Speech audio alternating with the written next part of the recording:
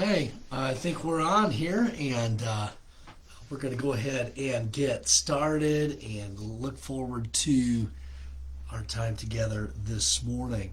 Today, excuse me, today is Tuesday, November 29. Thank you for joining us today. We'll be in Job chapter number 10, but while we're turning there, waiting for some people to get on, I hope that you had a good day yesterday. It was a little, man, it was a nice day out yesterday. Wasn't too cold. I think it's supposed to get a little bit colder. Got a little bit of rain yesterday, and I think maybe a little bit more today. We also have coming up, let me just kind of give you a preview of some of the events coming up here at the church. Tomorrow night we'll have services. The Rock, our children's ministry, will resume this Wednesday, so that'd be tomorrow. Then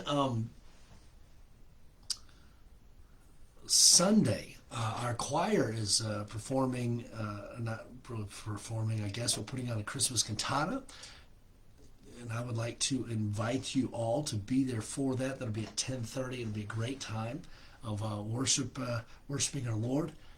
Also, it will be a wonderful time of just preparing our hearts for the Christmas season and just kind of pointing us in the right direction. And so as we look forward to Christmas time. And so I hope if you're in the area, I hope that you can make it this Sunday for that service. Our choir has worked hard for the last several months, and they're going to do a wonderful job. I have no doubt about that. And so I hope that you can be here for that on this coming Sunday. Okay, Job chapter number 10 is where we're at. So I would encourage you to follow along here. Join us in your Bibles here. Job chapter number 10. This is Job speaking, and he is looking and speaking and really talking to the Lord and asking the Lord why he's going through what he's going through. And so let's look and see. We'll probably be close to finishing out Job chapter number 10 today, so we'll see how it goes. Okay, verse number 10. Hast thou not poured me out as milk and curdled me like cheese? Thou hast clothed me with skin and flesh and hast fenced me with bones and sinews. Job says, God, you're the one that has given me life. You're the one that has clothed me with skin, with flesh. You fenced me with bones and sinews. God, you've given me this body. You've given me this life. God, you've created me. God, you have given me this body as well, and that all has come from you. You look at verse number 12. Thou hast granted me life and favor, and thy visitation hath preserved my spirit. Job says, God, you are the giver of life. God, you have given me my life. God, you've given me a great life. You see that word favor in there. God had blessed Job with life, and we could even say his quality of life. Job was blessed with a good quality of life, a wonderful family, and he had possessions and all of that. Anything in this life that you thought you had wanted, Job probably had it. Job also had that close relationship with the Lord, and he recognizes, God, you've given me life. Now, let me kind of say this as we consider just the time of year that we find ourselves in, and then also just the heartache sometimes that's experienced during this time of year. During this time of year, it is the suicide rate jumps dramatically during this time of year, during the Christmas season, as people sometimes during even the New Year's season, it's kind of as people evaluate their life, and maybe there's some disappointments, maybe there's some letdowns. Maybe as people evaluate their life, they also recognize, maybe they see their failures, and maybe their life isn't what they thought it would be at this particular time in their life. And I want to encourage you, and I don't know if this is something that you struggle with, or maybe you know somebody that struggles with maybe some depression, and they've maybe made some poor decisions in life, and life kind of has gotten them down, or maybe they're experiencing and going through a trial themselves, and they're kind of depressed in that. Let me encourage you along these lines. And maybe if you're connected with somebody, you can encourage them as well. The life has come from God. And so value the life that you have. And as human beings, I think we're good at blaming God for our inadequacies. We're very good at blaming God for our life situation. We're very good at blaming God for the consequences of our decisions. And I want to encourage you to just kind of take a step back as you evaluate your life, maybe as you prepare for the coming year and want to make some changes. And I would encourage everybody to evaluate how they're living their life as we get ready to step into another year. I think it's important to do that and to make changes so that you can live an improved life. But I want to also encourage you, the decisions that we make in this life, we know they have consequences.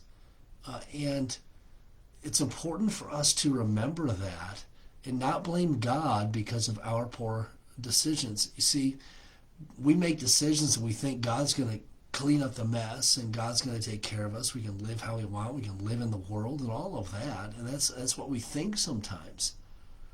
But you know what? There are consequences to our actions, and so we need to be mindful of that, and we need to stop blaming God for maybe our life situation because of our decision-making process. And here Job says, God, you've granted me life, you've granted me favor, and remember where Job's at. His body's failing, his family's left, his possessions are gone, all that kind of, or his family died, I should say. And that's where we find Job.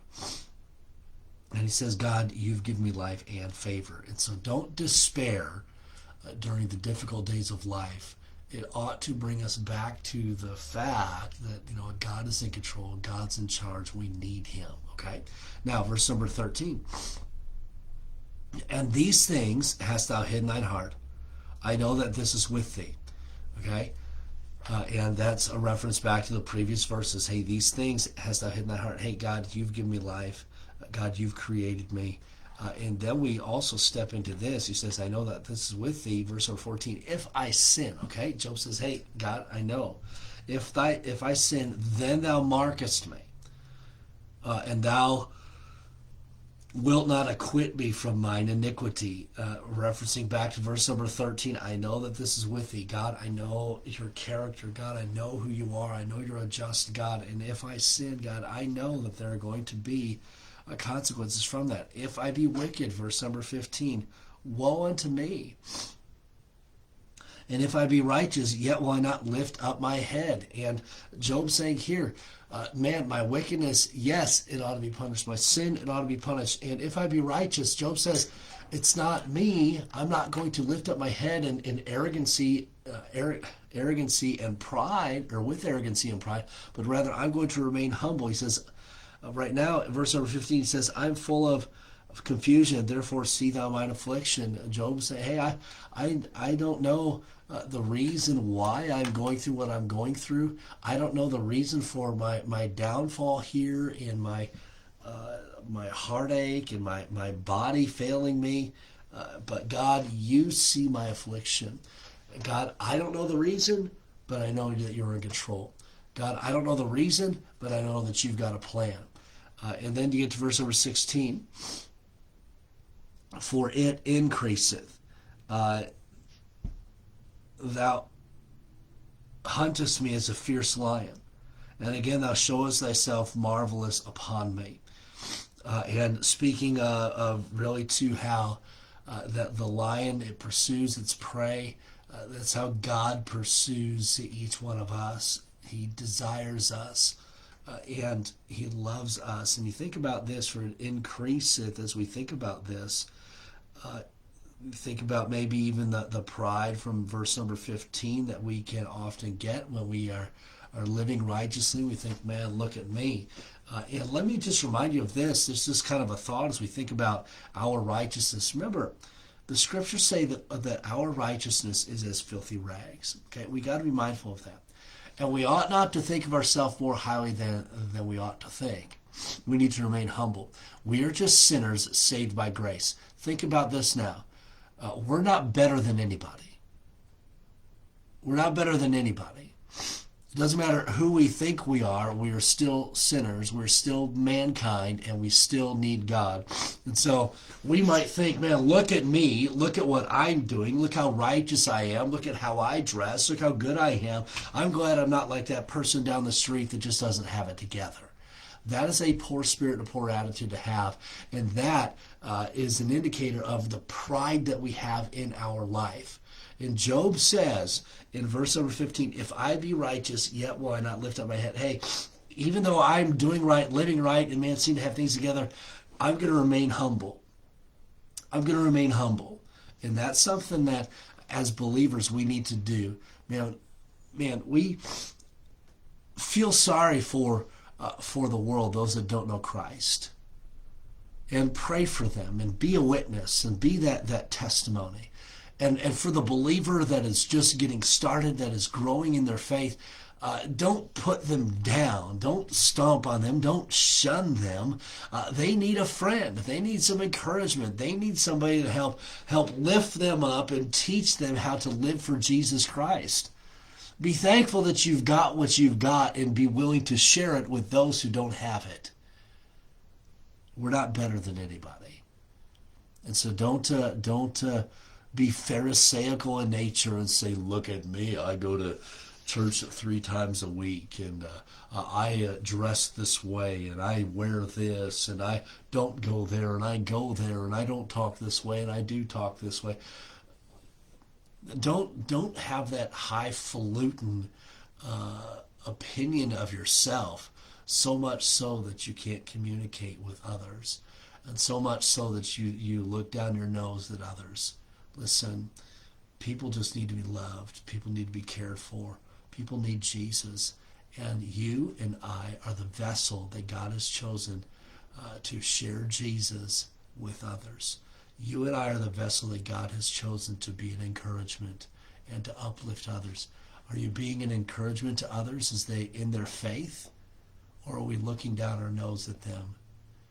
So just something to think about. And I think we're going to end with that today. And I wasn't planning on going that direction with some of this, but I think that's just kind of the way that God directed us today. And I think it's an important truth for us to recall.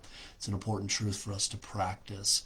Let's not think more highly of ourselves than we ought.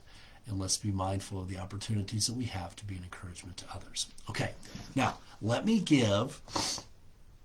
welcome many of you who are on Facebook Live and who have commented. We want to welcome you to our time together. If you haven't already shared our video, I would encourage you to do so that others can check in on the live stream or the recording later on throughout the day. Okay, Brian and Cindy, good morning to you.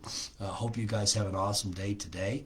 Barnett's, good morning to you as well. Good to have you guys on. Sherry, good morning and greetings to you in California. Hope things are well for you. We've got a chilly day, and hopefully yours isn't too chilly out. Probably not in Southern California. Dennis and Geraldine, good morning to you guys as well. Jean, thank you so much for being on. Good morning to you. David, thank you for being a part of our Power Up as well. Lynette, greetings to you, and hope you have an awesome day. Paula, good morning as well. And hopefully this Power Up finds you well. And Lynette, thank you for your other comments throughout. Appreciate that very much. Shirley, good morning to you. Thank you for watching. Bill, good to have you on today. And Jody, good morning to you out west. And Cliff and Karen, good morning. And glad that you guys are on. And hope you guys have a great day. Okay, I'm going to let you go, and hopefully you'll be able to have a good day today. Sherry, I see your comment there.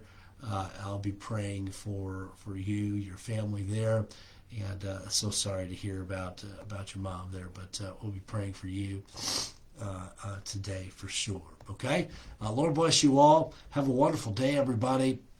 Don't forget our Power Up tomorrow at 8:30. Look forward to that time as we continue we'll probably finish up Job chapter number 10 tomorrow. And then don't forget we'll also have services tomorrow night as well. All right, everybody have a great day, and we'll see you in the morning.